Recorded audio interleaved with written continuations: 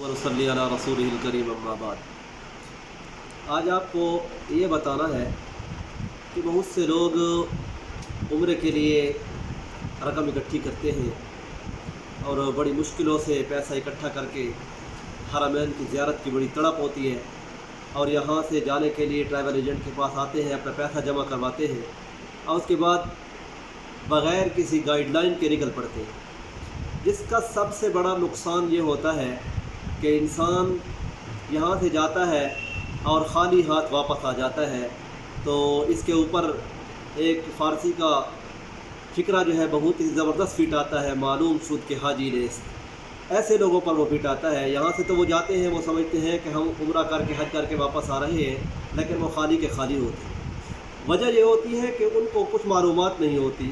घर से निकलते हैं, एहराम वगैरह लेकर जाते हैं, बाद लोग तो एहराम बांध लेते हैं, उनको ये भी पता नहीं होता कि हमने करना क्या है, ना उनको नीयत का पता होता है, ना ही वो तलबिया पढ़ते हैं। जब नीयत ही दुरुस्त नहीं होगी तो आगे उम्रा कैसे अदा करें।